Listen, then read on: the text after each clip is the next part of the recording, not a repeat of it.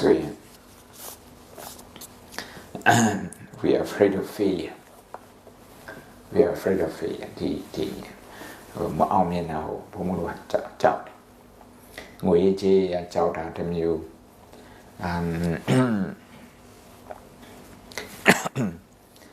lâu đi cô lâu đây nè mà cô lâu đã thì cha lùi lại tí thì cha lùi lâu đã cô lại tí ôm mà ngài đang quên gì mà sự bảo ngài đang quên gì mà sẽ đang quên gì mà sẽ đang quên gì mà sự cô sao mới gì ra thì cha lùi lại tí tí được hành động đó luôn luôn nên stressဖြစ်we afraid of failure မအောင်ခံဘယ်လိုလုပ်မှာတော့အဲ့ဒီစိတ်ကအမြဲတမ်းဖြစ်တယ်အဲ့လိုဖြစ်တဲ့ခါကျတော့ threat focus ဆိုတာကအစမပြေမဲ့အရာပေါ့အမြဲတမ်းအစမပြေနိုင်တဲ့အန်ဒရယ်ဒီခြေလမ်းမှားနေတဲ့ဟာအဲ့ဒါပဲအမြဲတမ်းတွေးနေတဲ့ခါကျတော့အုံနောက်က amygdala ဆိုတဲ့ဒီနောက်က hormone နဲ့ဆိုရင် cortisol hormone တို့adrenaline hormone တို့အဲ့လိုပဲသူအများအားထုတ်တယ်အဲ့လိုအများအားထုတ်တဲ့ခါကျတော့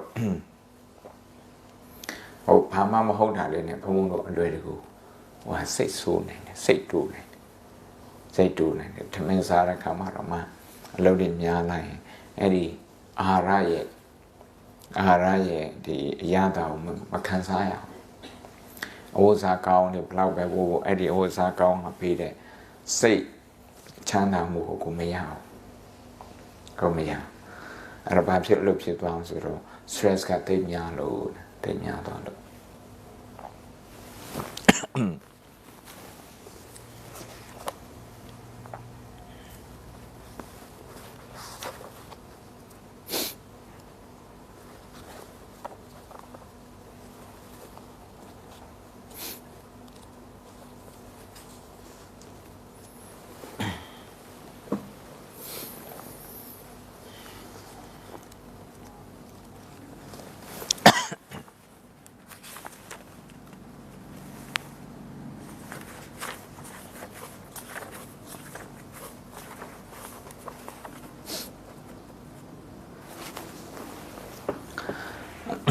the mention the stress management go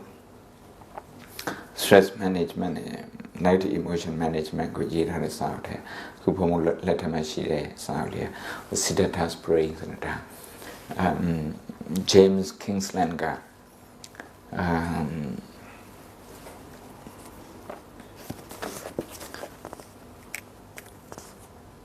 New Scientist နဲ့နောက်ပြီးတော့ magazine ကို Nature ဆိုတဲ့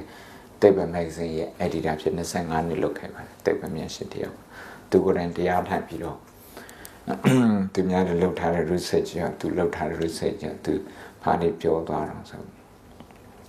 ရှေ့မှာရှိတဲ့ hippocampus ခေါ်တယ် neurology က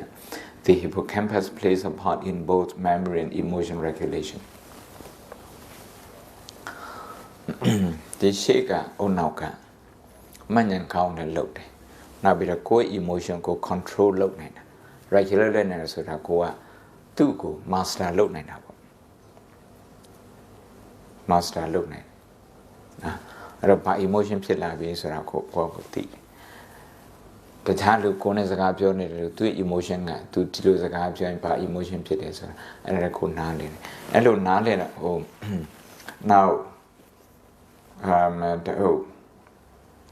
Dr. Richard Davis in Wisconsin about the emotional life of your brain. Through pure self-awareness and social awareness. Self-awareness can go emotion go tida. The emotion go jump you with a bad chema, go on a penny and a low and I'll tea. Daria, the different yet, Yamana Martini, the different so ginseng yet. Ginseng yet. ကျင့်စဉ်နေပြီးတော့လာတဲ့ဟာတွေပေါ့တတိပဋ္ဌာန်တော့အင်္ဂလိပ်လို mindfulness ခေါ်တယ်ဒါ Harvard Business School ကထုတ်တဲ့ဟာတွေပဲတရားယူပြီးတော့1990ကျော်96ခုနှစ်လောက်မှာ Massachusetts Institute of Technology သူရဲ့ဆေးကျောင်းမှာသူ့ဆေးရုံမှာစပြီးတော့chronic pain ရှိတဲ့လူတွေနာတာရှိဝေဒနာရှိတဲ့လူတွေနာတာသူတို့အတွက်လုပ်ပေးတယ်နာတာရှိဝေဒနာရှိရဲဆိုအမြဲတမ်းဆေးရမတော့နိုင် Throma say gown in Yashi, Pondo Myanmar Pima, say Shilong Colon authorities winter, Banka Yawai, Singapore Yawai, the London West Channel, or a thing and quarter Joe Barry. American child the road Yai Bobiro, similar now, advanced technology and the medical science. Time added to one. Need and thought me to kidney to kind of mechanic. Kidney layer may say, and I don't have kidney layer as a young watch it on me. It had to get GJ. And mindfulness based stress reductions or MBSR. Eddie, home, both about the young chilum home. But they made us here, Pamoka to our young chile. Professor John Cabezans, to our physician. Say Ubaki and Nina, now Zania, Nina, and Yai, and Jai, dear time couldn't. Have we met the Taludia, Mayomo, to a patient is a poem you. But what the road 10 billion I can. Amiasu, any painkiller, Taupumulo. Tabumulos and a quick kidney, a tailor lomumulo. And the Rua, they are time kind. To do lily bit time kind. To lily time kind. Bahama, Luchinum Hold, Tikanara Machine, within our kind of name holder, when I'm Silla Kama, to a when I'm Silla Suraka is a stressful situation. In that moment, our mind reacts to that stress. I have to do a savings. I don't want a neurology advancement pity cancer. Blood pressure is tiny, and now interview looked now we know 100 tiny 20 sit at love alone. I could begin sending a sample to a FMR tiny cancer. I already tweet also.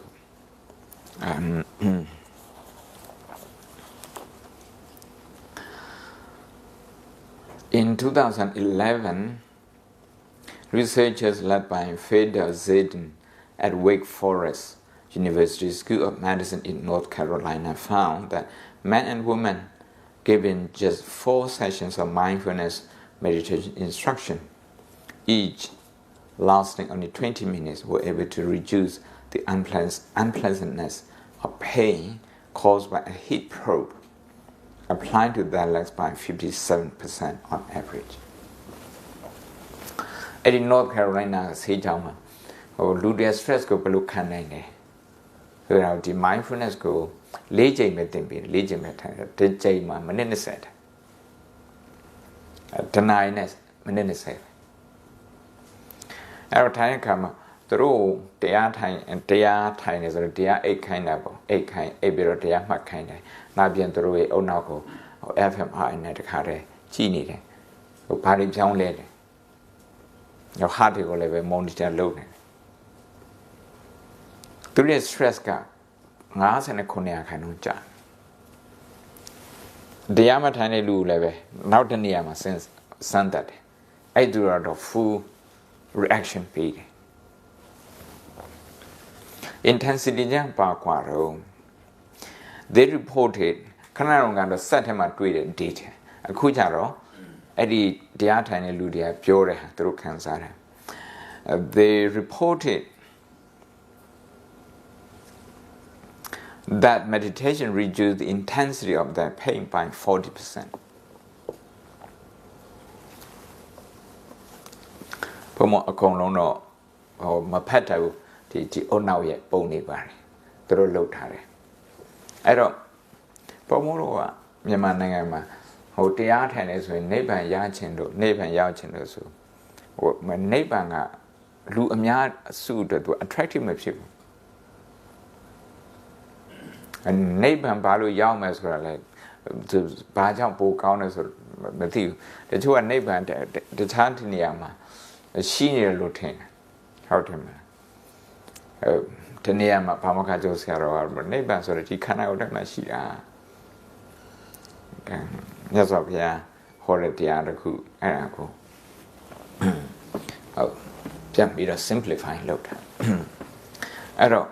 Sororaga Tima stress pizza tabime go ye say to my stress my pit of was and Neban in Nibilu. Neban Soraga is cessation of negative emotion. Arabic. Neban Sora. Damalu Miaswa Neban somewhere. Hello, Teno. Yaya Palu Yarakazaro is something you have to reach.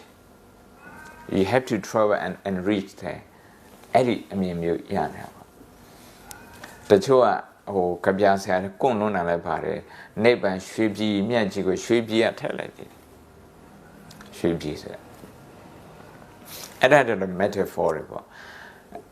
I look at Gazaro, the Yartan is a Neban, Lugina Ludi, Laupe, or Tayar Elutina. Among our the Ribitana told him a mess of Soraka. Kanako Piatana Shia Pokuri, now say Bansa Piatana Shia Pokuri, Ninja Pokuri, I Pokuri, that the Ribita a joke and son. Doka Tom Natana, Tamateka Maya to Pandi.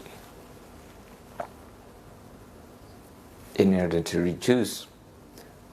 the physical and psychological pain.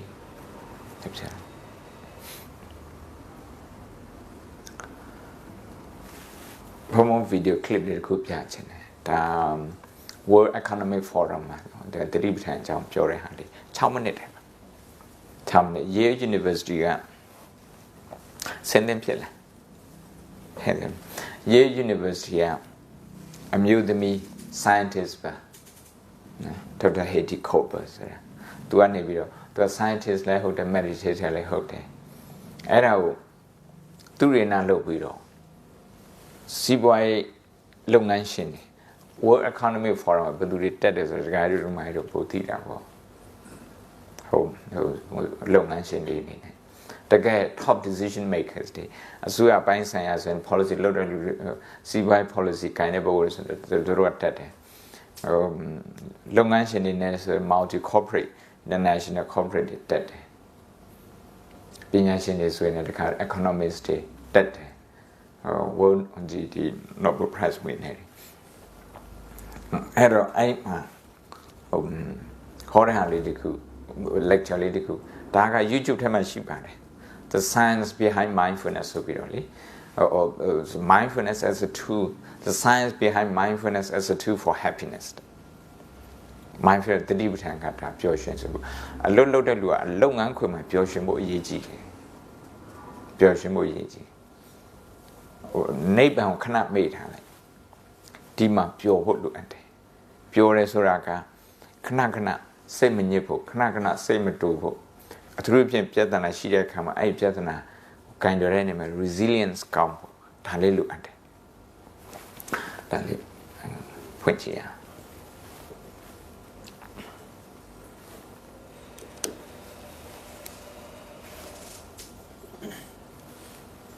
Go low time of Chile Chayman. Oh, now.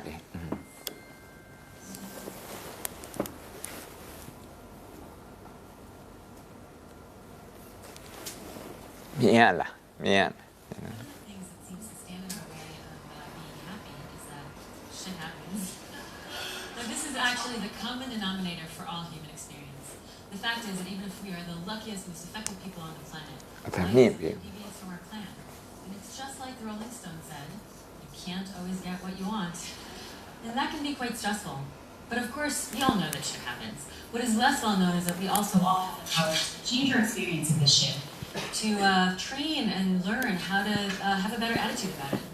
and how to suffer less through really anything that might happen to us. Today I'm going to show you evidence that this kind of training can not only make you feel better, can also change the way that your brain works. And the key practice I'm going to talk about is the practice of mindfulness. Now mindfulness is rooted in ancient Buddhist traditions that are aimed at the cessation of suffering. It's actually part of a system of practices that include things like loving kindness, generosity, and compassion, and it's cultivated through the practice of mindfulness meditation. In a secular context, mindfulness has actually been studied for over 30 years, and many scientists, including me, about a two-component process, where the first component is attention that is oriented to this present moment, to whatever is happening to you, so you can engage with your life. The second component is attitude, and it's attitude that's open, it's curious, and it's accepting of this moment exactly as it is. And one classic instruction is to pay attention on purpose and without judgment. Or in the words of the Beatles, you just let it be. Now, why might training like this be useful? Well, one reason is because most of us are incredibly distracted pretty much all the time, and we miss a lot of what's happening to us. One study showed that our minds are actually wandering almost 50% of the time and during every single activity, even during sex. And what's worse is that mind wandering is actually related to being unhappy. And that suggests that being mindful in itself might make you happier. And it leaves you a lot more time and energy to act wisely and make good decisions. That means that being mindful allows you to respond to the world rather than react to it. And how does mindfulness do that? Well, one way it does it is by altering the brain's defaults. That is a default mode network, and you can think of it as our autopilot. It's a network of regions that's more active when our mind is spontaneously wandering and less active when we're focused on a task. And to test whether mindfulness meditation alters these defaults, we recruited experienced mindfulness meditators, not these monks, but healthy Western adults who just happen to meditate for many years, kind of like me. And we then scanned their brains using fMRI and compared their brain activity to the brain activity of well-matched controls who've never meditated. What we found is that experienced meditators actually report a significant lower amount of mind wandering and less activity and connectivity in their default mode network. Does it mean that you all need to practice many, many years to change your defaults? Apparently not. Much less training already starts changing your defaults. In one study, stressed adults were recruited and randomized into one of two conditions. They either did intensive mindfulness training for 3 days or 3 days of a controlled training.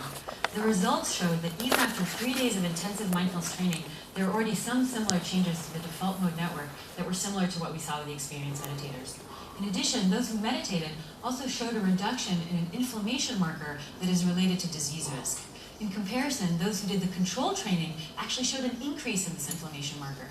In addition, the default mode network actually was responsible for some of the reduction in inflammation.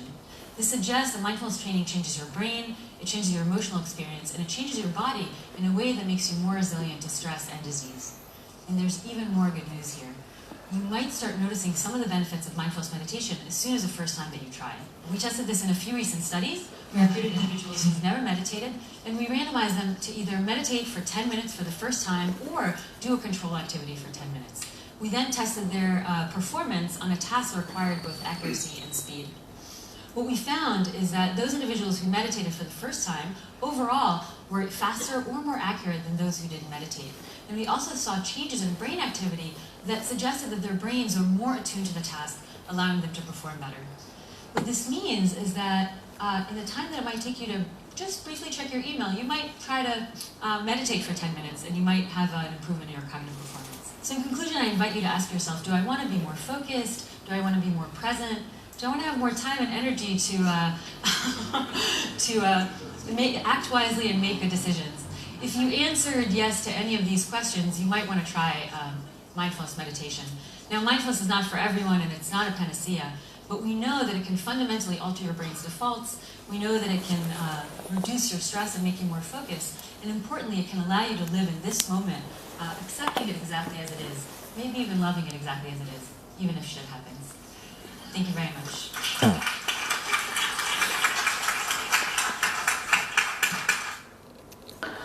Mindfulness, the who dissolved awareness who dissolved it. Sneakar and Buddha Bata. I need lare to a system to cool a safe bind today, a system to cool Lela Lansing, and appear making ship answer. Perhaps you meditate look and also mind wandering today.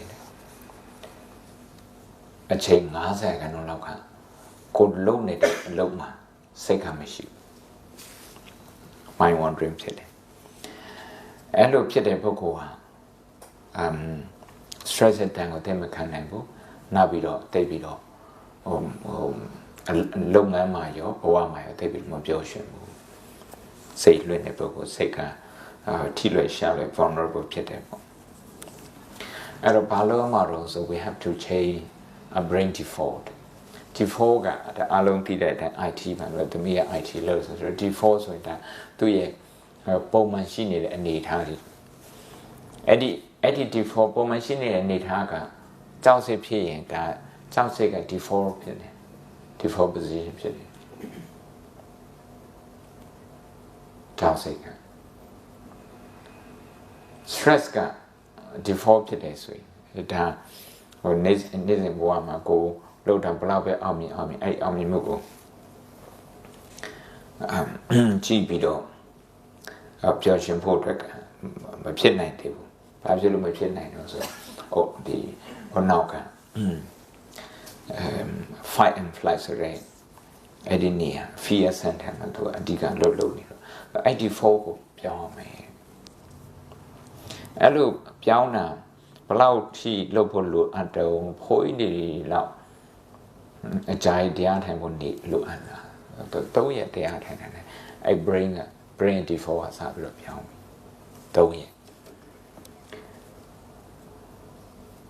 ဘယ်ချိန်မှာစပြီးတော့ဒီအပြောင်းလဲလေးစတွေးနိုင်တော့7မိနစ်နဲ့တွေးနေ7မိနစ်နဲ့နောက်ဟိုပြောင်းလဲတာလေးတွေးနေနောက်မှလို့တဲ့နောက်နဲ့ရှေ့မှလို့တဲ့နောက်လူဘိန်းစကားနဲ့ပြောပါတော့amygdala နဲ့ hippocampus ကိုအဲ့ scientific term နဲ့ခဏလေးနောက်မှာလှုပ်တဲ့အုံနောက်ကဒါကြောက်စိတ်ခြေခံရှေ့မှာလှုပ်တဲ့အုံနောက်ကဒါကြောက်စိတ်မရှိဘူးကြောက်စိတ်မရှိဘူးမကောက်ဘူးသူက calm ဖြစ်ပြီးတော့ဒီရှေ့အုံနောက်ကိုသူ executive brain လို့ခေါ်တာဆုံးဖြတ်ချက်မှန်တဲ့အုံနောက်ဒီဆရာမကြီးပြောပါတယ်သူတို့ကအလုပ်လုပ်တဲ့နေရာမှာစမ်းကြည့်တာဒီလေmindfulness လုပ်တဲ့လူတွေက decision ပို့မှန်းတယ်အဲ့ဒါဒီမကောက် mindfulness reduces inflammation marker ကဆေးပညာတွေနဲ့ဘာမို့လို့ခန္ဓာကိုယ်ထဲမှာယောဂဖြစ်စေတဲ့ cell တော့ပါပြီးသားပဲကျန်းမာစေတဲ့ cell လည်းပါပြီးသားပဲ cell ကိုကိုကသွားပြီး exercise လုပ်တော့သွားပြီးတော့အားပေးတော့အထူးဖြင့်ကိုယ့်ရဲ့အတွေးနဲ့ကိုယ့်ရဲ့ lifestyle ကဘယ် cell ကိုသွားပြီးတော့အားပေးတော့တကယ်လို့ inflammation marker ဆိုတာဒါယောဂဖြစ်စေတဲ့ cell အဲ့ cell တွေကိုကိုယ်ကသွားပြီးတော့အားပေးတယ်ဆိုဥပမာဆိုရင်လည်းစိတ်နဲ့ဒီအဆိုးမြင်နဲ့ဝါဒနဲ့ negative thinking နဲ့အဲ့ဒီအရာတွေနဲ့သွားပြီးတော့အားပေးတယ်ဆိုရင်အဲ့ဒီ inflammation marker ယောဂဖြစ်စေ inflammation marker သူအားကောင်းတာပါပဲဒါတည်းကိုယ်လက်ထက်မှာရှိတယ်အဲ့လိုမဟုတ်ပဲနဲ့နေရာတိုင်းမှာအကောင်းမြင်ဝါဒရှိအောင်ထားနိုင်မယ်အထူးသဖြင့်ကိုဖြစ်ချင်တဲ့ဟာမဖြစ်ဖြစ်မလာတဲ့အခါမှာဥပမာဘုံကရည်နွေးကိုအခုလိုချင်တယ်ဆိုတော့3မိနစ်လောက်စောင့်တယ်အဲ့3မိနစ်အတွင်းမှာဖြစ်တဲ့ stress 3မိနစ်အတွင်းမှာဖြစ်တဲ့ stress အစားတော့ကိုအခုလိုချင်တယ်လက်ထောက်စင်းတွေမိတ်ခဲလို့နောက်တနားကျမှရမယ်ဆိုအဲ့တနားအတွင်းမှာဖြစ်တဲ့ stress အဲ့ stress ကိုဘုံကဘယ်လို handle လုပ်မှာအဲ့ဒီအချိန်တွင်းမှာ negative အတွေးမဝင်ဘဲနဲ့ positive အတွေးဆက်လက်ပြီးတော့ရှင်းတန်းနေအောင်ကိုဘာလုပ်နိုင်တော့ဘာလုပ်အောင်ဒါလေးကိုပြောတာတကယ်လို့ဘုံက negative အတွေးကိုဟိုပဲအဲ့ဒီတနားအတွင်းမှာစောင်းမရမချင်းအဲ့လိုဖြစ်တယ်ဆိုရင်စောင်းရောက်လာတဲ့ခါကျတော့အဲ့ negative အတွေးချက်ချင်းပြောင်းမသွားတကြိုးဟာတနေ့ကုန် it lingers on the whole day တနေ့ကုန်အဲ့လိုဖြစ်နေဒါကြောင့် mindfulness လုပ်တဲ့ပုဂ္ဂိုလ်ဟာ3ခုအရာ3ခုအတွက်ကောင်းတယ်တစ်ခုကတော့ခန္ဓာကိုယ်ကျန်းမာစေတယ်အဲ့ဒီ inflammation marker တွေကိုတိတ်ပြီး active မဖြစ်စေဘူး now စိတ်အနေနဲ့ဆိုရင်လည်းpositive ပို့ပြီးတော့ဖြစ်တယ်ဖြစ်နေတဲ့အခြေအနေဥပမာတဏှာကြမှာရောက်လာမယ်ဆိုရင်ဘုံကအဲ့ဒီဟာကိုလက်ခံလိုက်ရင်အဲ့ဒီ delay ဖြစ်တဲ့ဟာနဲ့သွားပြီးတော့ fight မလုပ်တော့ fight မလုပ်တဲ့ခါကျတော့အဲ့ဒီနေရာမှာဘုံရဲ့ energy ကိုမလိုအပ်ဘဲနဲ့သွားပြီးတော့မသုံးတော့မဟုတ်ရင် energy ရန်သုံးဒီအုံနောက်က it has just 2% of our weight body ခန္ဓာကိုယ်လေးချင်ရင်နေရာခိုင်နှုန်းမရှိတဲ့ဒီအုံနောက်က energy ကိုတော့25ခန်းလုံးထိသုံးနေဆိုတော့ဒီအုံနောက်ကသွားပြီးတော့တနင်္ဂနွေ delay ဖြစ်တဲ့ဟာဒါမှမဟုတ်ဆို3မိနစ်ရင်နွေး delay ဖြစ်တဲ့ဟာနဲ့သွားပြီးတော့ဘုံကအကြီးကျယ်ရန်ဖြစ်နေတယ်ဆိုရင်ရင်နွေးရောက်လာတဲ့အခါမှာကို energy အများကြီးကုန်သွားပြီဒီရင်နွေးကို enjoy လုပ်ဖို့အတွက်ဆိုတာနဲ့ခက်သွားတယ်ကဲဆိုရင်နောက်ပြီးတော့ our brain is more attuned to task ဒီ mindfulness လုပ်တဲ့လူတွေကသူတို့အနောက်ကလောက်ရမယ်အလုပ်အတွက်ပို့ပြီးတော့အဆင်သင့်ဖြစ်တယ်ဆိုလိုတာကနောက်တာ study တစ်ခုမှာလို့တွေ့တာဒီလိုစိတ်တည်ငြိမ်တဲ့ပုဂ္ဂိုလ်ကစိတ်မတည်ငြိမ်တဲ့ပုဂ္ဂိုလ်တွေရာခိုင်နှုန်း30ပို့ပြီး performance ကောင်းတယ် efficiency ကောင်းတယ်သူခဏနာမတွေ့ရကိုယ် emotion ကိုနားမလဲဘူးနောက်ဟိုတစ်ဖက်ကပြော emotion ကိုနားမလဲဘူးဆိုရင်အစည်းအဝေးထဲမှာကိုအမြင်နဲ့မတူတဲ့အတန်တခုကိုကြားရရင်စိတ်ကကြောက်စဖြစ်သွားတယ်ငါအကြံငါပြောတဲ့အတိုင်းမရမှာငါအကြံအတိုင်းမဖြစ်မှာဆိုတော့အဲ့ကြောက်စဖြစ်တယ်အဲ့ကြောက်စဖြစ်ရင်ဟုတ်ပဲလူပြောတဲ့အကြံဉာဏ်ရဲ့ဒီအကောင်းဆုံးအားနဲ့ချက်အားသာချက်ဟို MBA တမားတွေလို့ထိုးဆိုတာopportunities and weaknesses အဲ့ဒါတွေကို analyze လုပ်ဖို့အတွက်သူကအားနေတာဒါကြောင့်တချို့နေရာမှာဆိုရင်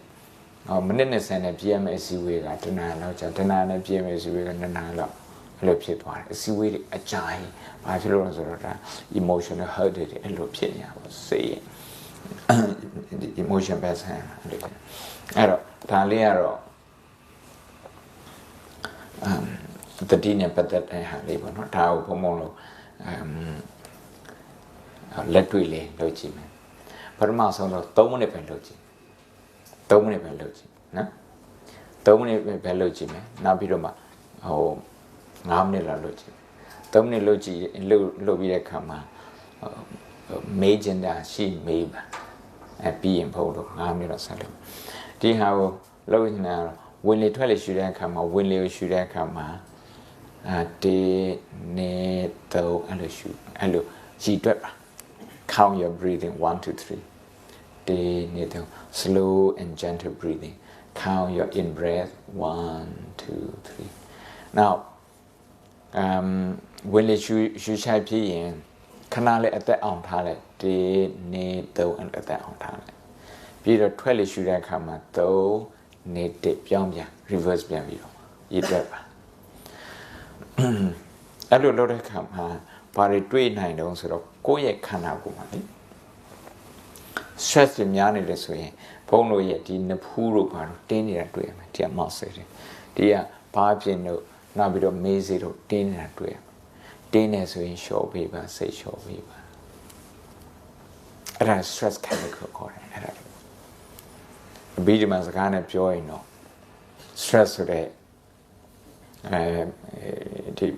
ကြောက်စိတ်ဆိုတဲ့ဒေါသမကျေနပ်တဲ့စိတ်ဆိုတဲ့ဒေါသစိတ်ညစ်တဲ့ဆိုတဲ့ဒေါသအဲ့ဒေါသကြောင့်ဖြစ်တဲ့စိတ္တစရုပ်တွေလို့ခေါ်တယ်ထားပါတော့အဘိဓမ္မာစကားပါဠိစကားတော့ထားတော့အဲ့ဒါတည်းဘုန်းတော်စီမှာအမြဲတမ်းရှိနေချားနေတဲ့အဲ့တော့အဲ့ဒီလိုဝင်နေထွက်လေကို3မိနစ်ကြည့်တဲ့အခါမှာဘာတွေးနိုင်တော့ဆိုကိုယ်စိတ်လွင့်တာကိုတွေးနေတယ်ခေါင်းကဒီရာခိုင်ဒီ90နီးပါးအလုပ်လုပ်တဲ့အချိန်မှာစိတ်ကလွင့်နေလို့အဲ့တော့စိတ်လွင့်တာတွေးတဲ့အခါမှာကိုယ့်ရဲ့ reaction pattern ကပါရှိတော့ reaction pattern ဆိုတာ subconscious reaction ခါရင်ဘယ်လိုတုံ့ပြန်နေကြတော့သူကမကြိုက်တဲ့ပုံစံမျိုးသူနဲ့တွားပြီးတော့ရံဖြစ်မှာလားမလာနဲ့တွားအာရုံခွင့်တိ chase it away အဲ့လိုမဟုတ်နေပဲသူ့ကိုတွားပြီးတော့ဖုံးဖိထားမှာလားအဲ့တော့ fight and flight လို့ခေါ်တယ် Charles Darwin သုံးတဲ့စကားအဲ့ဒီလိုမလုပ်နဲ့တဲ့ tu ko crown up your attitude and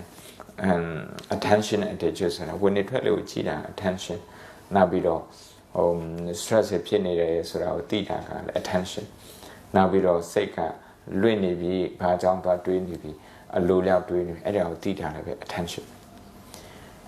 နောက်မှာ attitude လာတယ် attitude ဆိုတာကအသိဉာဏ်ပေါ့ရိုးစကားနဲ့ပြောရင်တော့ attention ဆိုတာကတတိ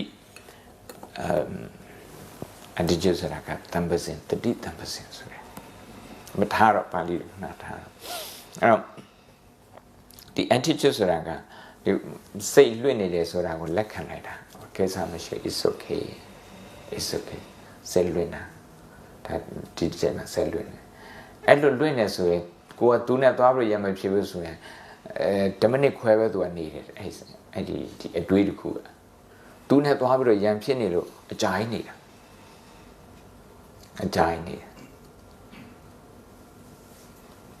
အရှင်စန္ဒတိကစံညွန်ရေးတဲ့ရုပ်ရှင်ကဘာခေါ်တော့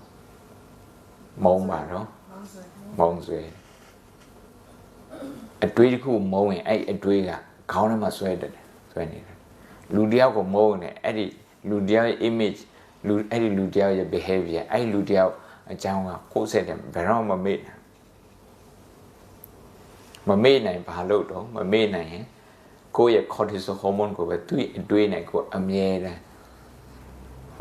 active ဖြစ်အောင်လုပ်နေတယ်။ तू ကတော့ဟိုမှာ तू ကနေ तू အိတ်နေ तू ကနေ तू စားနေတောင်းနေကိုကနာဒီမှာအဲ့လိုဖြစ်နေတာ။အဲ့ဒါလေးလိုအပ်တယ်။လက်ခံပါ။ဟောတိုင်းတင်းနေတယ်။မတင်းနဲ့ဆိုပြီးတော့သွားပြီးတော့မပြောနဲ့။ဒီလိုမဖြစ်တင်မို့ဆိုပြီးတော့အဲ့လိုသွားမပြောနဲ့။ तू နဲ့ရံဖြစ်ရအောင်မယ်။အဲ့တော့ဟောတင်းနေတယ်ဆိုတာလေးကိုလက်ခံနိုင်ပါ။ I don't non-judgmental awareness ကိုရမဟုတ်ဆရာတော်ဘုရားရတော့အကောင်းဆုံးမွေးဖန်တဲ့တတိနဲ့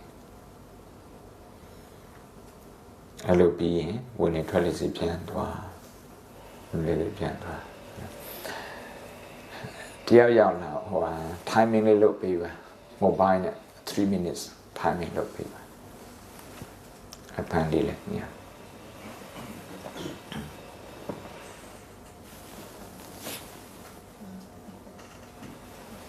3 minutes ပဲနော်ကဲခက်ထိုင်ပေါ့မှာဒီ comfortable ဖြစ်အောင်ထိုင်ပါတဖြစ်အောင်ထိုင်ပါနောက်ချက်ထောက်ကိုဆူထားပေးပါချက်ထောက်ဆူထားပေးပါလက်ကိုလည်းပဲဆူထားပေးပါ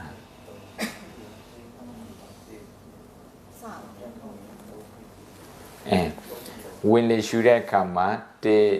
2 3အဲ့လိုရှူလိုက်အဲ့လိုကြီးတွက်လိုက်ပြီးရင်အသက်ကိုအောင့်ထားလိုက်1 2 3ဆိုပြီးတော့ရည်လိုက်အဲ့အောင်ထားတဲ့အချိန်မှာပြီးရင်ထွက်လေပြန်ရှူထုတ်တဲ့ခါမှာ3 2 1အဲ့ဒီအချိန်မှာစိတ်ကလွင့်သွားနေဆိုရင်ဘာလို့သွားတွေးတာတော့အလုတ်သွားတွေးဆိုရင်တွေးဒီအလုတ်ကြောင့်တွေးနေတယ်အလုတ်ကြောင့်တွေးနေတယ်အလုတ်ကြောင့်တွေးအဲ့လို3ချိန်4ချိန်တော့သူ့ကိုလက်ခံလိုက် accept လုပ်လိုက်ပြီးရင်ဝင်နေထွက်လေစီပြန်လာလိုက်စ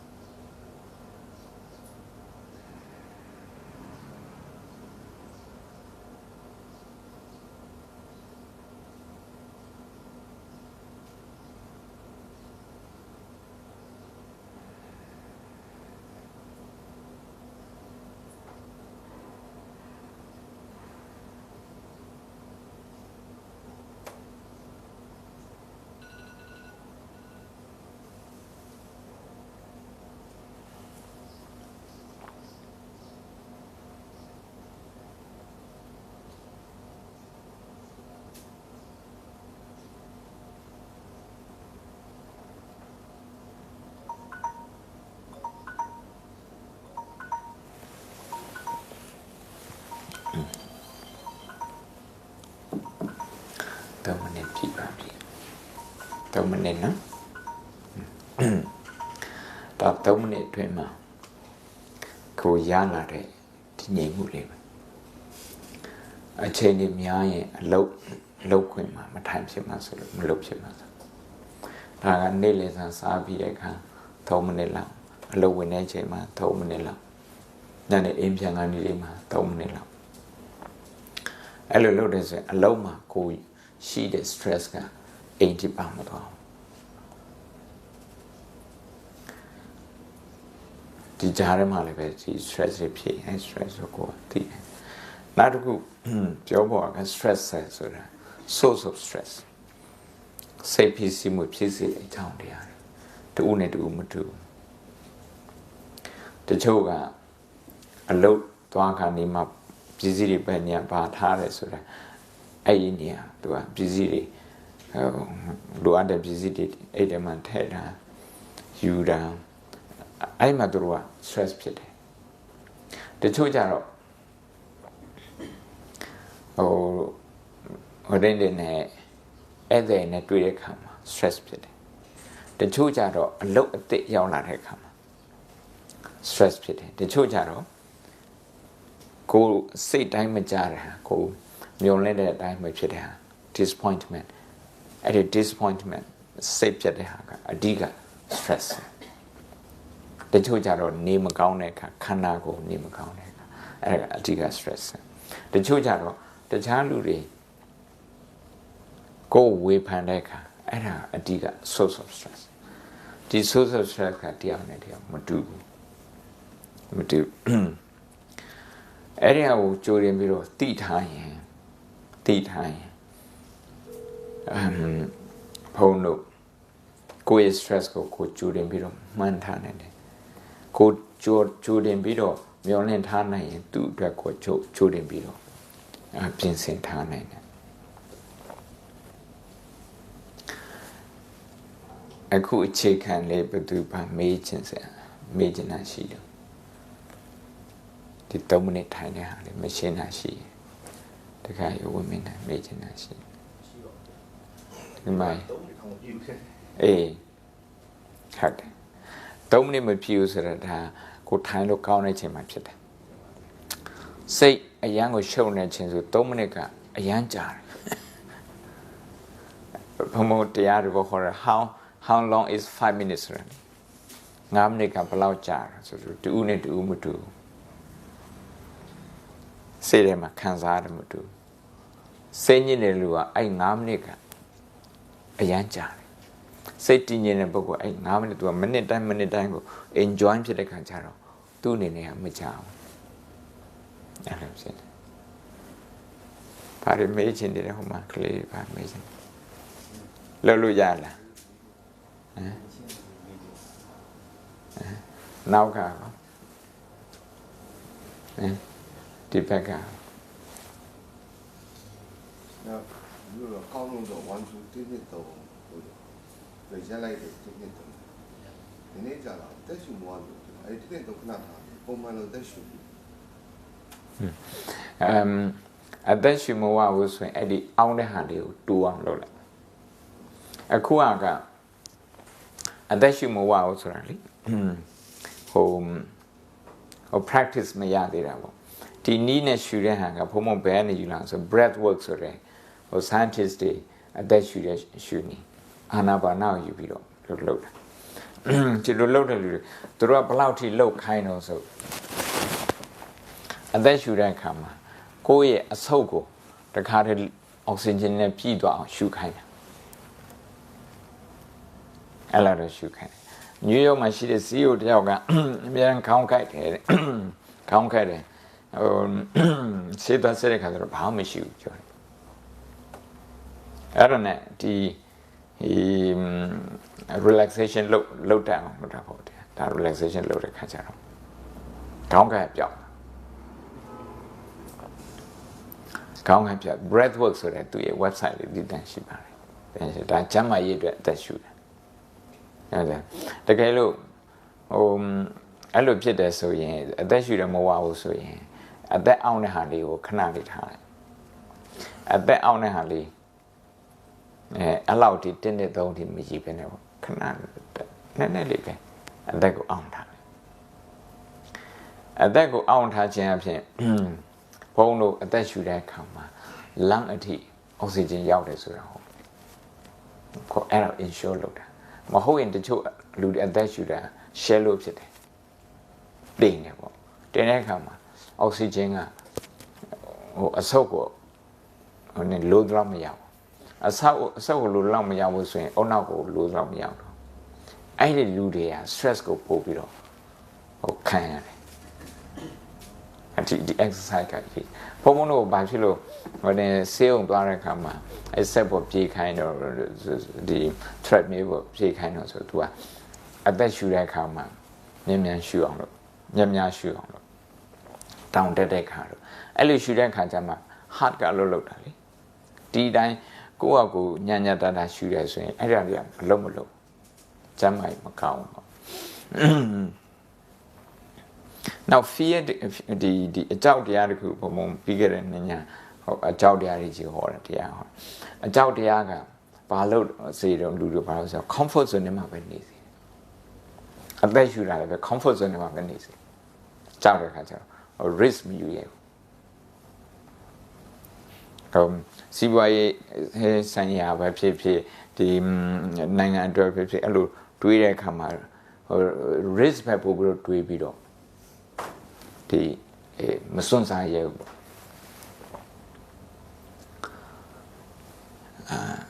နောက်တစ်ခုက stress အရင်များလို့ကြောက်စိတ်များတဲ့လူက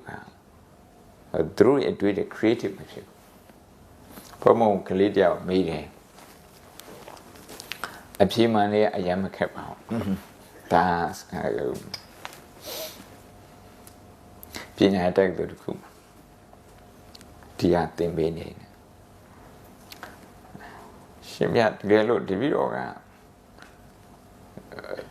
demands နှစ်ခုပြိုင်လာတယ်ဆိုရင်လောက်ရမယ့်အလုပ်တစ်ခုပြိုင်လာဆိုပြီးတော့လုပ်ပါတော့တစ်ခုကတော့သူကတီလာဆောင်ခြင်းတယ်မဒရိတ်ဆန်ကိုမတတ်ချင်နောက်တစ်ခုကတော့သူကကျောင်းထဲမှာရှိတဲ့တစ်ပင်တွေကိုရေလောင်းဖို့အတွက်တာဝန်ရှိတယ်အဲ့ဒါသူတာဝန်အဲ့တောင်ကိုလောင်းတဲ့နေရာမှာသူကသွားလောင်းမယ်ဆိုရင်အဲ့ထိုင်းမှာ BSA ရှိနေတော့ BSA တည်ပါမှာဘယ်တစ်ခုယူရမှာမေးတဲ့မေးခွန်းကသူကတခြား option မရှိဘူးဆိုပြီးတော့မေးတဲ့မေးခွန်း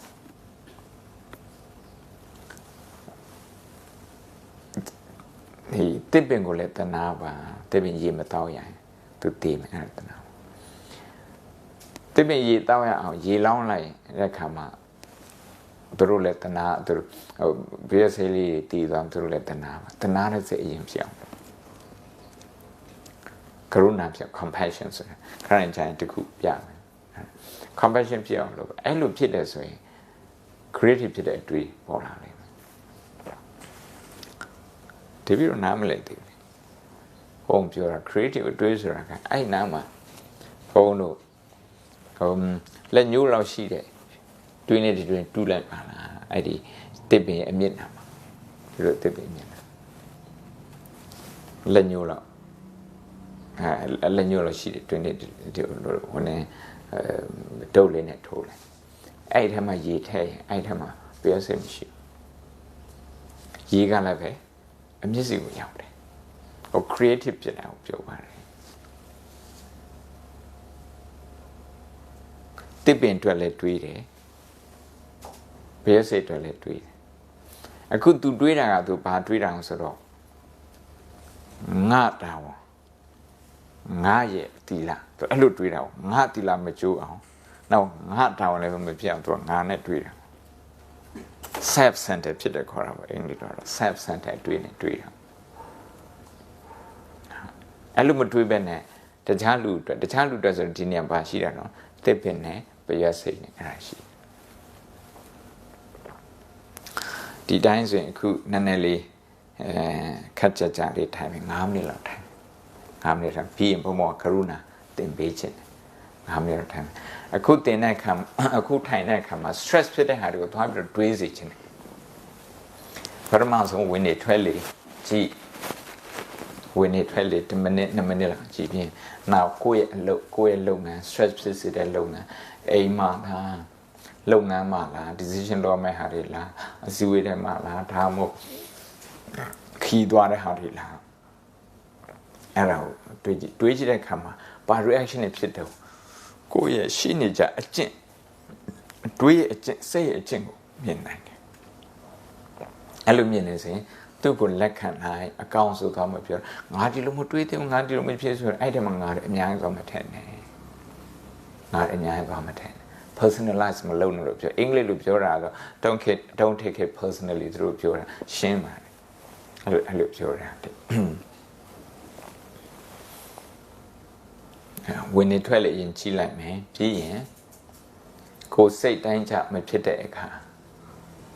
စိတ်တိုင်းကြမဖြစ်တဲ့အခါမှာကို reaction အဲ့ဒီအကြောင်းတွေပြန်တွေးပြီးတော့အဲ့အချိန်မှာဘာ emotion တွေဖြစ်တော့အဲ့ emotion တွေကိုပဲလိုက်ပြီးတော့သိတဲ့ exercise လေးလုပ်ပေးပါအဲ့အချိန်မှာဘာ emotion တွေဖြစ်တယ်အဲ့အချိန်ဘာ emotion တွေဖြစ်တယ်ဆိုတော့ဘာလဲနှစ်ခုသုံးလေးခုလို့တည်ပြီးဆိုဝင်နေထွက်စီပြန်လာပါကဲစမယ်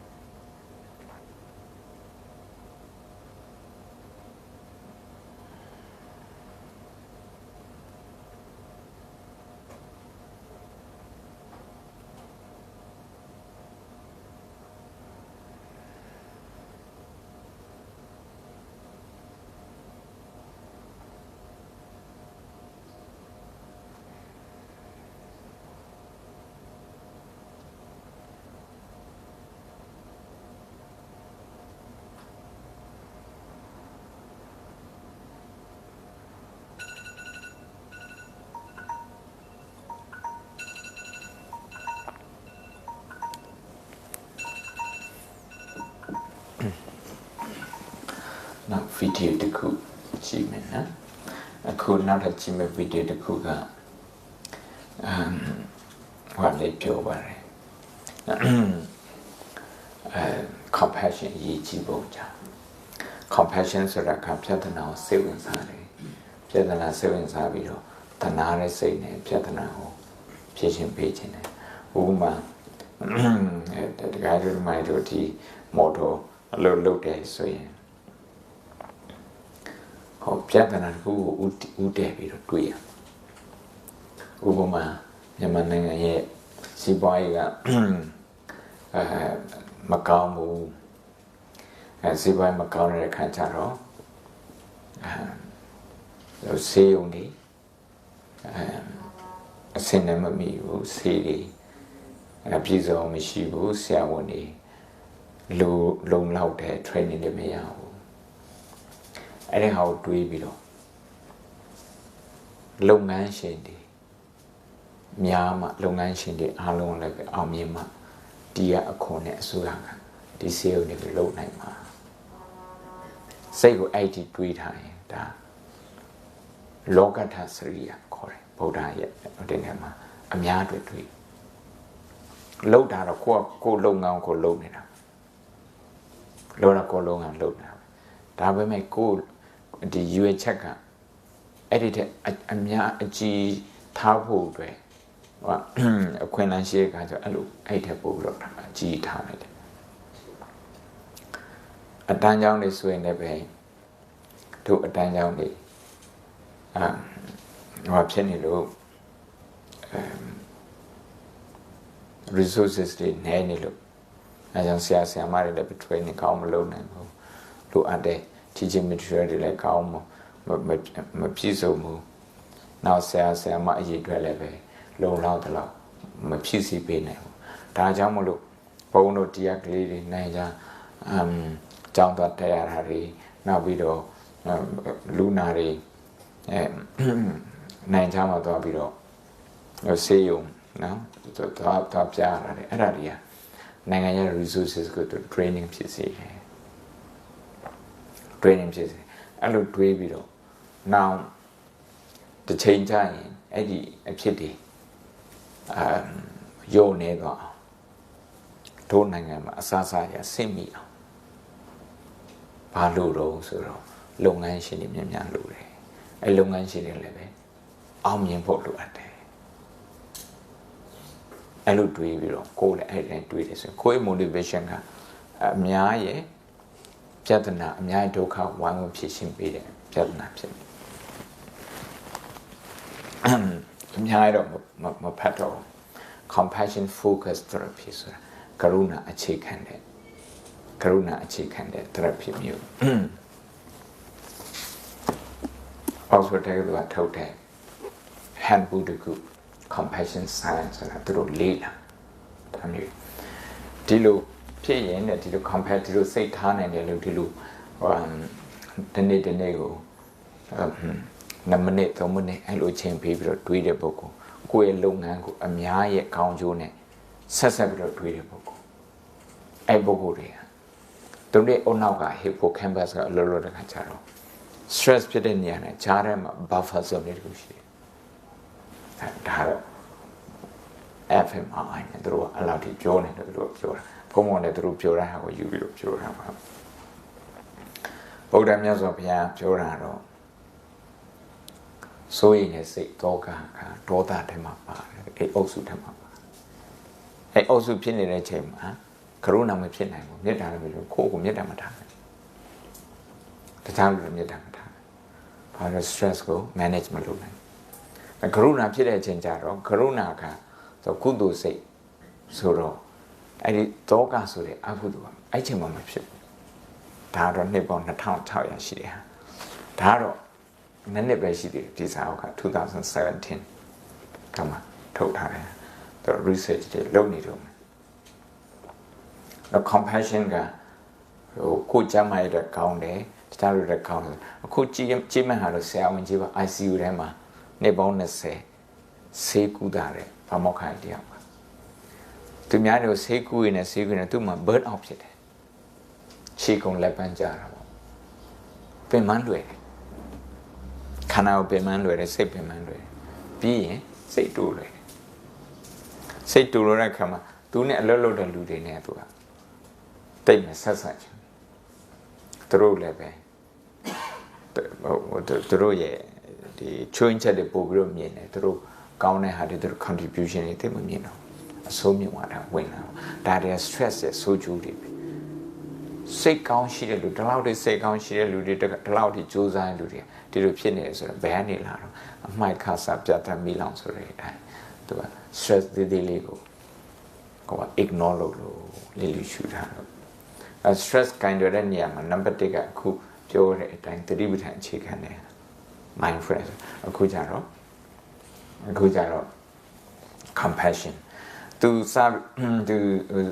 ပြောတာတော့ဆရာဝန်တွေကိုယ်တိုင်အဲ့ပြဿနာတွေ့ရတယ်အမေရိကန်နိုင်ငံကကမ္ဘာကြီးရဲ့ resources အရေးမြစ်25ခန်းတွေကိုသူကအသုံးပြုတယ်လူဦးရေတန်300ကျန်တဲ့လူဦးရေ9000နဲ့တန်ပေါင်း9000နဲ့100ခန်းကျန်တဲ့85ခန်းကိုမျှသုံးရတယ်သူအဲ့လောက်သုံးတာတော့မှဘာဖြစ်လို့အလုပ်လုပ်တဲ့ working population ရဲ့20ခန်းလုံးက antidepressant စစ်တဲ့ကြယောဂကောက်ွယ်ကုသတဲ့ဆေးတောက်နေရတာဆေးတောက်တာနဲ့မကောက်ဘူးတချို့ကဆေးမတောက်ပဲနဲ့စစ်တဲ့ကြလို့လုပ်ငန်းခွင်မှာဆေးညစ်လို့ဆေးတဲ့ကြလို့အရက်တောက်တဲ့ဟာဘာထဲထွက်နေတဝက်လောက်ရှိတယ်ဒါသူပြောမယ်ဟာလေပါအဲ့ဒါကိုတက်ကသူအသီးသီးကသူတွေနာလောက်ထား compassion ပတ်တဲ့ abstract 1000သူဖတ်တယ်စာတန်း200ဖတ်တယ်ဖတ်ပြီးမှ does compassion matter ကရုဏာလူအပ်လို့လားအရေးကြီးလို့လားအဲ့မိကုံသူမေးတယ်နောက်ဆုံးမှသူပြန်ဖြေတာဘသူတွေကောင်းတော့ဆိုသူလုပ်ငန်းနေနဲ့ဆိုရင်တော့လူနာတွေကောင်းတယ်တဲ့ဆရာဝန်တွေကောင်းတယ်တဲ့နောက်ပြီးတော့ကုသတဲ့ဆေးတွေလည်းကောင်းတယ်ဆေးကုသမှုနဲ့အမေရိကန်နိုင်ငံကပိုက်ဆိုင်အများကြီးကုန်တာ insurance မရှိရလို့တန်ပေါင်း40ကျော်ဆိုတော့ဒါအိုဘားမားနဲ့ Trump နဲ့ဟိုညင်းခုန်တဲ့အရာတစ်ခုထဲမှာပါတော့ Obama ရဲ့ health care အဲ့ဒီတန်40ကျော် insurance ရှိအောင်လုပ်ပေးတဲ့စနစ်အဲ့တော့ Trump ကမကောင်းဘူး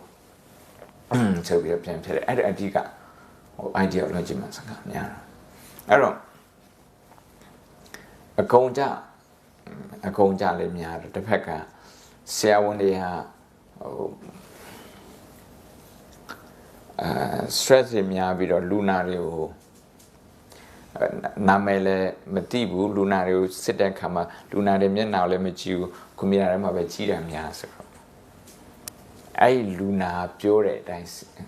အဲ့ဆရာဝန်ပြောတဲ့အတိုင်းလူနာသိမလို့ချင်နောက်ပြီးတော့ကရုဏာမရှိတဲ့လူကလူနာတရားကိုကုသတဲ့နေရာမှာ meticulous မဖြစ်ဘူးအမှားတွေလုပ်တတ်တယ် medical error တွေပိုများတယ်အဲ့ဒါနားထောင်ကြည့်အောင်ဆွီဒင်မှာကားတက်တဲ့အနေနဲ့သူစပြီးတော့ပြောတယ်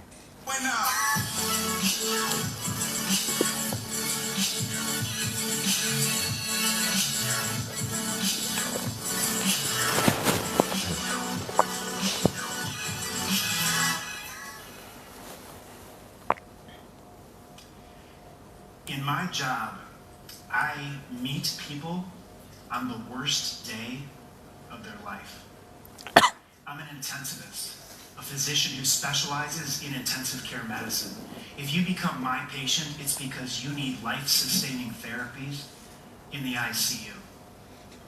Lately, I've been rethinking how I care for people. Let me tell you why.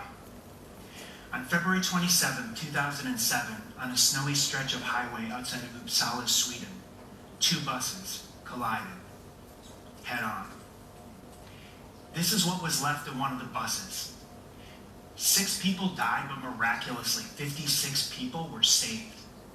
5 years later, researchers asked the question, what do survivors remember? They interviewed every survivor, and using a rigorous qualitative research methodology, they found two common themes in the data. The first was expected, the physical pain that they felt at the moment of impact. But the other theme, a lack of compassion from the caregivers and all the hospitals. That's what they remembered 5 years later. These data have begun to open my eyes to a stark reality. In healthcare, we are in the midst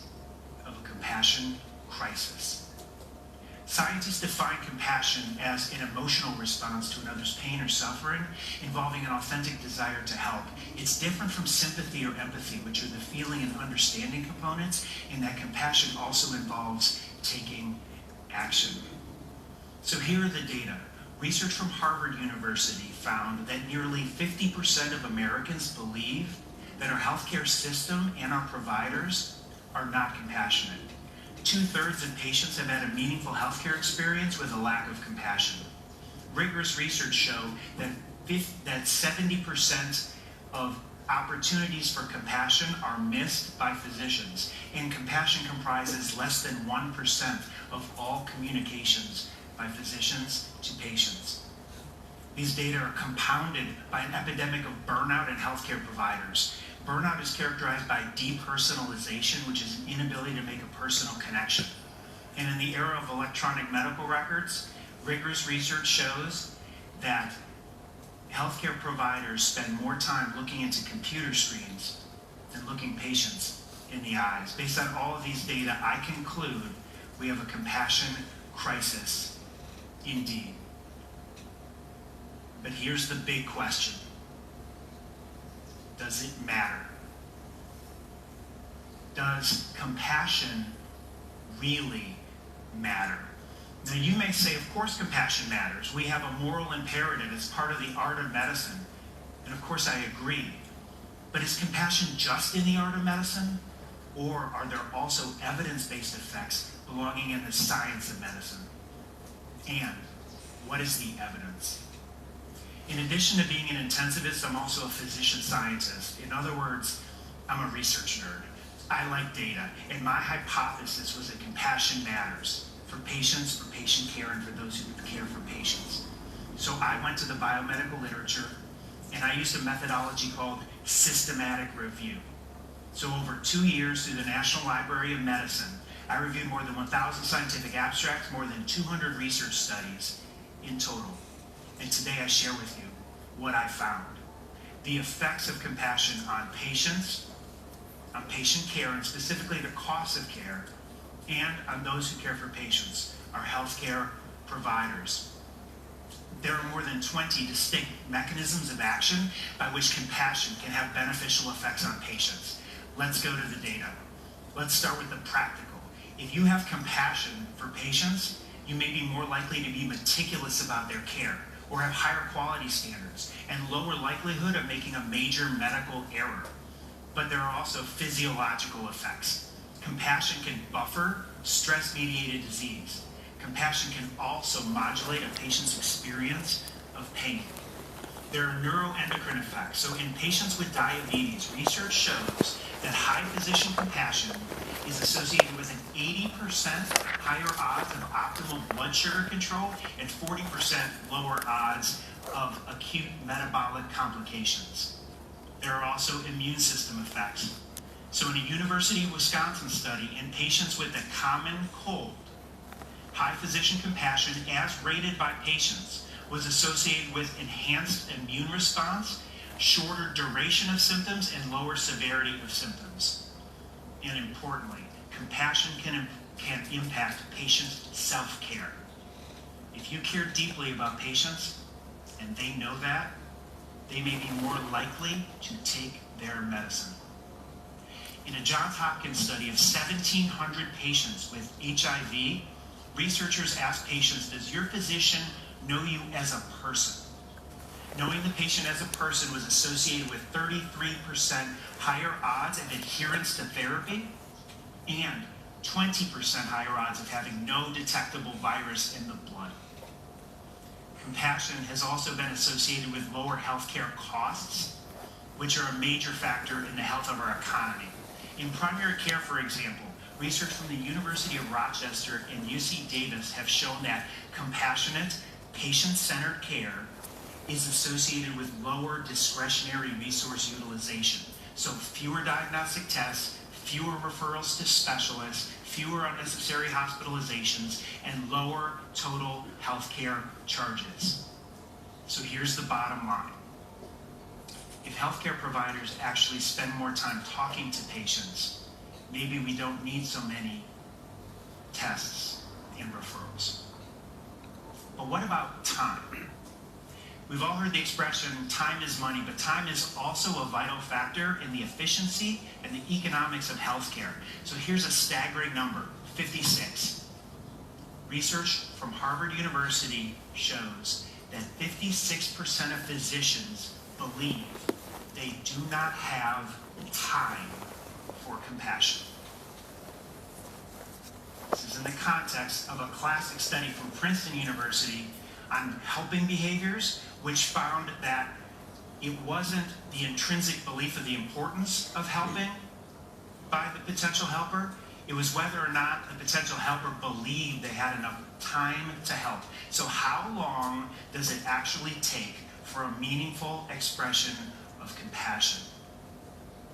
To address this, researchers from Johns Hopkins University did a randomized controlled trial in patients with cancer who were having a consultation with the oncologist. And in this randomized trial, the primary outcome measure was anxiety. And if you have cancer, it's a pretty important outcome measure. So they found that patients randomized to a compassion intervention from the oncologist had less anxiety than usual care. So what was the compassion intervention? I could describe it for you, but instead I'm just going to read it to you. From the oncologist at the beginning of the consultation. I know this is a tough experience to go through, and I want you to know that I am here with you. Some of the things that I say to you today may be difficult to understand, so I want you to feel comfortable in stopping me. If something I say is confusing or doesn't make sense, we are here together and we will go through this together. And at the end of the consultation, the oncologist said, I know this is a tough time for you, and I want to emphasize again that we are in this together. I will be with you each step along the way. So how long did that take? They timed it, 40 seconds. So this randomized trial shows that all you need is 40 seconds of compassion to make a meaningful difference. Importantly, 40 seconds of compassion can be a powerful therapy for the giver too. And this is important because these data are not just applicable to healthcare workers, but to everyone here today. Science shows that compassion for others can have a direct, positive effect on your own well-being. Neuroscience studies show that compassion for others can trigger reward pathways in the brain and positive emotion that can buffer or even counteract the activation of stress pathways and negative emotion. So, in effect, compassion for others can make you forget your own worries, at least temporarily. So now this is where the science meets the personal. A couple of years ago, after nearly 20 years of working in the ICU and meeting people on the worst day of their life, I came to a stark realization. I had almost every symptom of burnout. And let me assure you, that's not a good place to be. It can be a dark place. Currently, the recommended prescription for burnout is what I call escapism. Get away, detach, pull back, go on some nature hikes or whatever. But I was not buying it because I believed that the antidote to burnout had to be at the point of care. In personal connection, human connection, not in escape. So what was I supposed to do? Well, I did the only thing I knew how to do. I took the research nerd approach. And armed with the data that 40 seconds of compassion can be a powerful therapy for the giver too, I decided to do an experiment on myself. I was the only research subject in this experiment. I was the N of 1. So I tested the hypothesis that my 40 seconds of compassion would transform my experience. I connected more, not less. Cared more, not less. Leaned in rather than pulling back. And that was when the fog of burnout began to lift. My 40 seconds of compassion changed everything for me. Now you might be thinking, I'm speaking on the power of compassion, I must be the most compassionate doctor. But the truth, if I'm being honest, is that I'm still a work in progress. I'm working hard at compassion every day, but I see it now. And thankfully, science shows that change can happen. I used to think that people were either wired for compassion or they were not. But the preponderance of evidence in the scientific literature, both in healthcare workers and the general population, shows quite clearly that compassionate behaviors can, in fact, be learned. And that is good news indeed. So now it's time to answer the big question that I posed to you at the beginning. Does compassion matter? My systematic review of the literature now complete. 1,000 scientific abstracts, 200 research manuscripts, and one life-changing N of 1 experiment behind me. I now conclude with confidence. Compassion matters. For patients, for patient care, and for those who care for patients. Compassionate care belongs in the domain of evidence-based medicine. I no longer believe in this paradigm behind me, this historical paradigm. I now believe in this one. Because I found that there is science in the art of medicine. And the science is strong. I like to call this field compassionomics. It's the convergence of the science and the art of medicine. I will close just by acknowledging that you don't have to be a healthcare worker to feel burned out. And if you do, I suggest that you test the compassion hypothesis for yourself. Do your N of 1 experiment. Look and see those around you in need of compassion and give them your 40 seconds of compassion. See how it transforms your experience. And don't do it because I say so. Do it because science says so. 40 seconds of compassion can change everything for a patient. It changed everything for me. It can change everything for you too. And that is the power of 40 seconds. Thank you.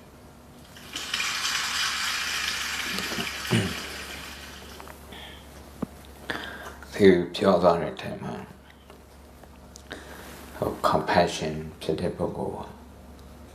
immunity ကိုကောင်းတယ် medical science ကရှုထောင့်နဲ့ပြောတယ် now blood pressure လည်းပဲဟို control လုပ်နိုင်တယ်နောက်တစ်ခုက compassion ရှိတဲ့ပုဂ္ဂိုလ် compassion ဖြစ်တဲ့ပုဂ္ဂိုလ်ကတော့ stress မဖြစ်ဘူးအလုပ်ကို short ဖို့လည်းမလိုအလုပ်ကို short ဖို့လည်းမလိုသူက with compassion he is more connected he cares more တချို့ဆရာဝန်တွေပြောတာတော့ stress ဖြစ်တယ်ဆိုရင်stress ဖြစ်တယ်ဆိုရင်အလုပ်နာပါအလုပ်နဲ့disconnect လုပ်ပါအလုပ်ဖြတ်ထားပါလို့ပြောတယ် အဲ့တော့သူကလက်မခံအလောက်ထဲမှာပဲအဖြစ်ရှိရမယ်ဗုဒ္ဓနဲ့ပါတူတော့ဆိုတော့ပြဿနာရှိတဲ့နေရာမှာအဖြစ်ရှိတယ်ပြဿနာကိုဒုက္ခသစ္စာခေါ်တယ်အဖြစ်ကိုမဂ္ဂသစ္စာခေါ်တယ်ပြဿနာပြေလည်သွားတော့နိရောဓသစ္စာခေါ်တယ်အကုန်လုံးဒီခန္ဓာထဲမှာမရှိဘူးတလန်လောက်ရှိတဲ့ဒီခန္ဓာထဲမှာအကုန်ရှိနောက်ပြီးတော့ဒီကရုဏာဆိုတာဒါမွေးလာကြတဲ့ပါလာတဲ့ခါလို့သူအရင်တော့ထင်ခဲ့တာလေရှိတယ်လို့ရှိတယ်မရှိဘူးကြတော့မရှိဘူးသူအဲ့လိုထင်တာမဟုတ်ဘူး it can be learned training လုပ်လို့ရတယ်ဒါမကင်ရှိပါဟိုပြောတာမကင်ရှိပါကိုမြတ်စွာဘုရားအသုံးပြုတဲ့ term တကူကတိတ်ခါမြန်မာလိုနားလေတာတော့ dignity လို့ဘာလို့နားလေတယ်အမှန်တိတ်ခါဆိုတဲ့စကားလုံး training လို့ပြောတာပညာတိတ်ခါဆို training of wisdom တမာရီတိတ်ခါဆို training of concentration သီလတိတ်ခါဆို training of ethical conduct ကလုံး training train လို့ရတယ်အခု neuroscience ကလည်းပဲအရင်တော့honor တခုတန်ရသွားပြီဆိုရင်ကုလို့မရတော့လို့ထင်တယ်အခုကျတော့ positive thinking ရှိတယ်ဆိုတော့ honor သူပြန်လို့ say good the brain that heal itself အဲ့ဒါပဲ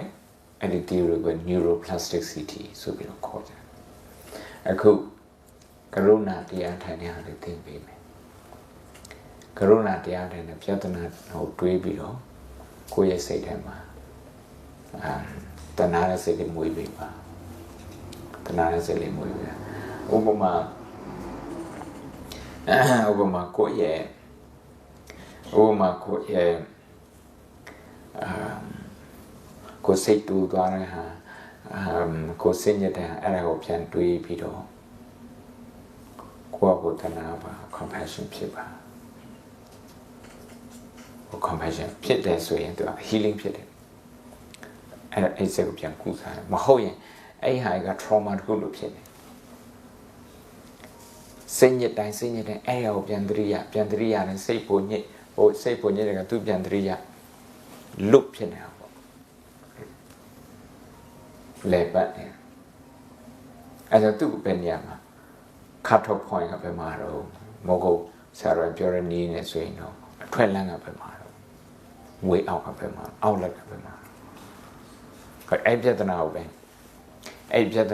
သွားပြီး focus လုပ်ပါတယ်ပြီးရင်စိတ်ကို compassion ဘက်ကိုပို့ပါ orientate our mind towards compassion now ကိုယ်နဲ့နီးတဲ့လူတွေသူပြောတာကိုယ်နဲ့နီးတဲ့လူတွေသူတို့ compassion ဖြစ်စီရင်သူတို့ပြဿနာကိုတွေးပြီးတော့သူတို့တဏှာနဲ့စိတ်လေးတွေပွားပေးပါခေါင်းကပြောသလိုတိုင်းပြည်အကြောင်းနဲ့စဉ်းစားမှတိုင်းပြည်မှာဘာတွေလိုအပ်နေတော့တိုင်းပြည်ပြဿနာအဲ့လိုမဟုတ်ဘူးဆိုရင်ကိုတိုင်းပြည်ရဲ့အားနည်းချက်ကိုတွေးပြီးတော့ဟို gossip ပဲပြောနေတခါကိုတိုင်းပြည်ရဲ့ပြဿနာပြောလို့ကိုရည်လိုက်ပြီဥပမာတရားဆေးရုံနဲ့စင်ကာပူဆေးရုံအကြောင်းနှိုင်းရှင်တဲ့အခါမှာတရားဆေးရုံချင်းတွေရည်တယ်ဆိုတော့ရည်တာပြဿနာဖြေရှင်းဖို့မှာမဟုတ်ဘူးပြဿနာဖြေရှင်းခြင်းနဲ့စိတ်ဟိုဟာတိုက်တာလေဟာတာအဲ့လိုဖြစ်တယ်ဆိုရင် we become part of the problem ပြဿနာစိတ်ပိုင်းကိုပါပါတယ်အဲ့တော့ပြဿနာစိတ်ပိုင်းကိုမပါဘဲနဲ့အဖြေအစိတ်ပိုင်းဝင်သွား so that we become part of the solution ဆိုပါလို့ဒီ attitude ထားကရုဏာဆို attitude ထားနေရာထဲမှာရှိတဲ့ပြဿနာတွေအဲ့ပြဿနာတွေကိုမြင်ရင်ကရုဏာများဖြစ်တဲ့ပုဂ္ဂိုလ်ကသူစိတ်ကြံ့ခိုင်တာသူမှာ motivation ကရုဏာ motivation နေတယ်ထားပြီးတော့လုပ်တယ်အဲ့လိုလုပ်တယ်ဆိုရင်ဒီလိုဂိုင်းတို့မှလို့လုပ်တဲ့အလုပ်မျိုးထပ်ပြီးတော့ချက်ဖို့ပဲရှိတယ်ထပ်ပြီးတော့ချက်ခြင်းစိတ်ပဲရှိတယ် stress ကိုလည်းကိုကိုင်းတွေ့နိုင်တယ် motivation လည်းပို့ပြီးတော့ကြီးလာတယ်ဒီက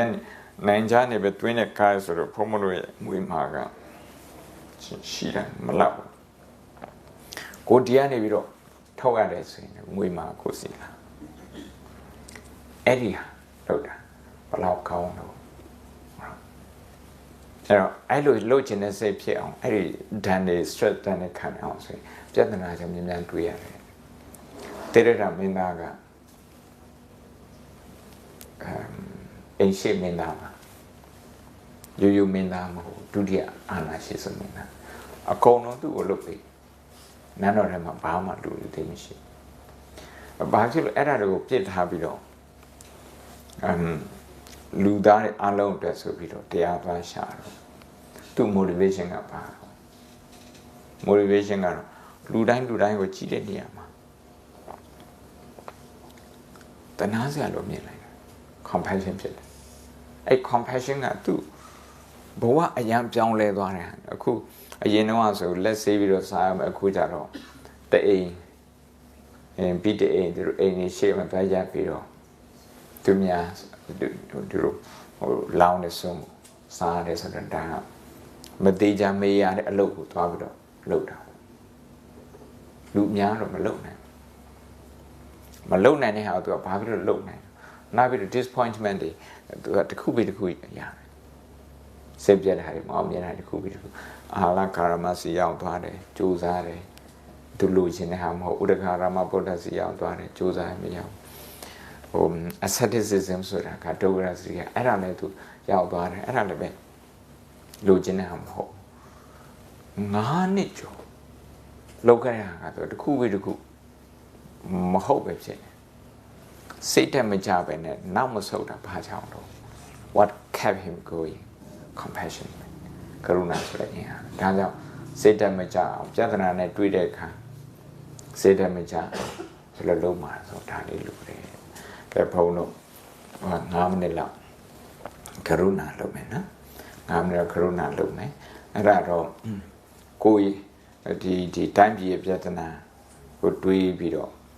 အဲ့တိုင်းပြည်ပြဿနာကဘယ်သူ့ကိုသွားပြီးတော့ဟောဖြစ်နေလဲလူတွေအများကြီးကို affect ဖြစ်နေတယ်ဒီနေ့မွေးလာတဲ့ကလေးကသူ့ကိုဆောင်းရှောက်ဖို့အတွက်စေးုံကောင်းမရှိကြောင်းကောင်းမရှိဘူးဆိုရင်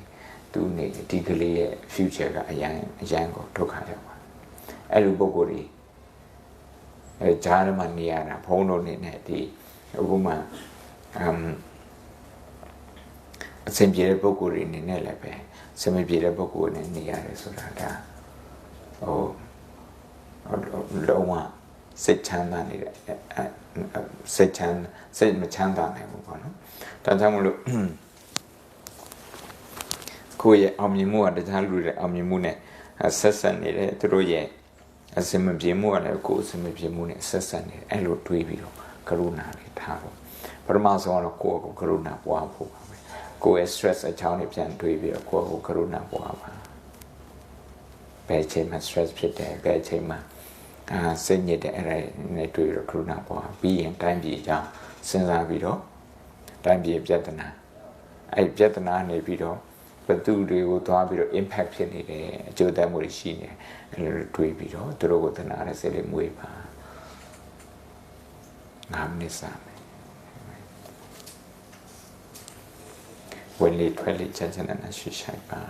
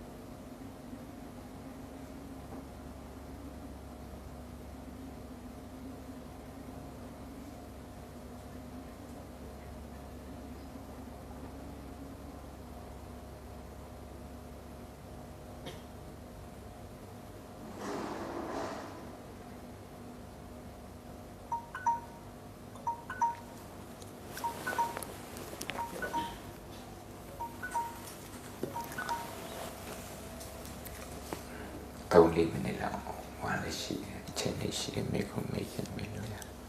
ကရုဏာနဲ့ပတ်သက်ပြီးတော့ကရုဏာက attitude ပါဒီလိုထိုင်ဖို့တော့မလို့အလုပ်ဝင်တဲ့အခါမှာဒါဟိုပြဿနာကြောင့်တွေ့အဲ့ပြဿနာဝိုင်းဖြေရှင်းပေးခြင်းတဲ့အနေနဲ့ကိုယ့်လိုကိုကြိုးစားလုပ်တာအားလည်းရှိတော့မိခွန်းလေးရှိတယ်ခိုင်းရှိလားဝင်နေတယ်ကျတော့ချင်းပြလူဘာလို့ဆိုတော့တနာရလို့ဆိုတာ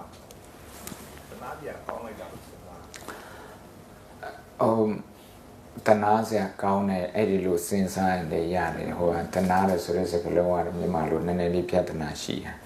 သူက status နဲ့တွားပြီးတော့နိုင်ရှင်းတာအဲ့နေရာမှာပြဿနာရှိနောက်ပြီးတော့တနာတယ်လို့ဆိုတဲ့စကားသုံးရင်ကိုယ်ကိုမတနာချင်ဘူးလို့လေအဲ့ဒါအရန်ကြီးပြဿနာများတယ်ဟိုကနေကြတယ်ထင်တာဟိုဒါကြောင့်သူ a big subject ဖြစ်လို့ self compassion အရေးကြီးပေါ့ဒါဗုဒ္ဓ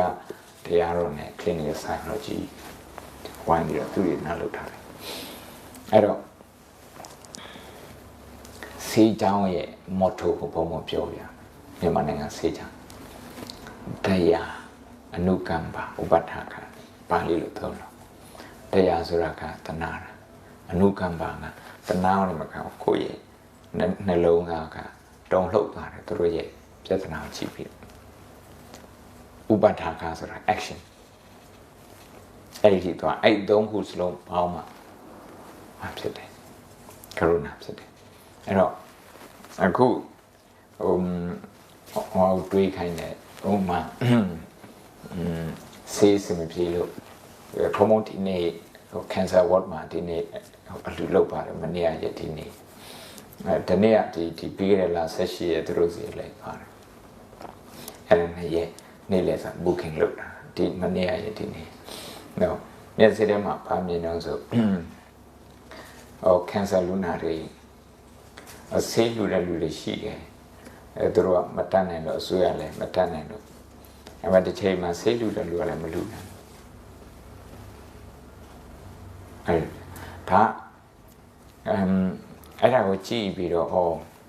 တို့ဆေးရုံတွေ system အရအောင်သူကပြည့်စုံဖြစ်အောင်အဲ့ဒါကိုသူတို့ဒုက္ခကိုတနာပြီးတော့စီးပွားရေးများများကောင်းအောင်ကိုယ်လည်းစီးပွားရေးကောင်းတခြားလူတွေစီးပွားရေးကောင်းအောင်ကောင်းမှဖြစ်မယ်အဲ့လိုဖြစ်တယ်ဆိုရင်တခါရဲ့စိတ်ထဲမှာပြန်ဘက်တွေကိုမကြောက်တော့ပြန်ဘက်တွေကိုချီးပြီးတော့ stress ဖြစ်တဲ့အဲ့ဒါမရှိတော့နံပါတ်1ဘာဖြစ်လို့ဆိုတော့တိုင်းပြည်ရဲ့ပြဿနာကြီးကိုဒါကိုယ့်ရဲ့ပြဿနာလို့ကိုယ်ယူဆတာအလှလုတ်တာပြောတော့မဟုတ်အလှလုတ်တဲ့ဟာက system ကိုပြောင်းလဲစေ system wise တွေးတဲ့ system ရတွေးတယ်ဆိုတာဒါလူတိုင်းကလုပ်ငန်းတွေကောင်းတယ်ဒါကြတဲ့လုပ်ငန်းတွေချဲ့ပြီးတော့အလုပ်တွေအများကြီးပေးနေတာမိသားစုအများကြီးကို system ရဆောင်ရှောက်တယ်ဒီတရားနေပြီးတော့ပေးတဲ့ခွန်တွေဒီ company လောက်အားနဲ့ပေးတဲ့ခွန်တွေအစိုးရအဲ့ဒါနဲ့တိုင်းပြည် manage လုပ်တာပဲ manage လုပ်တာအဲ့ဒါကြောင့်မလို့ဒုက္ခအကြောင်းများများတွေးရတယ်ဟိုပြဿနာအကြောင်းများများတွေ problem based thinking ပဲပို့တာတရားတနာတဲ့စိတ်ဟုတ်ပါတယ်ဒါပေမဲ့တနာစားကောင်းမှတော့ဒါနဲ့တော့မပြီးဘူး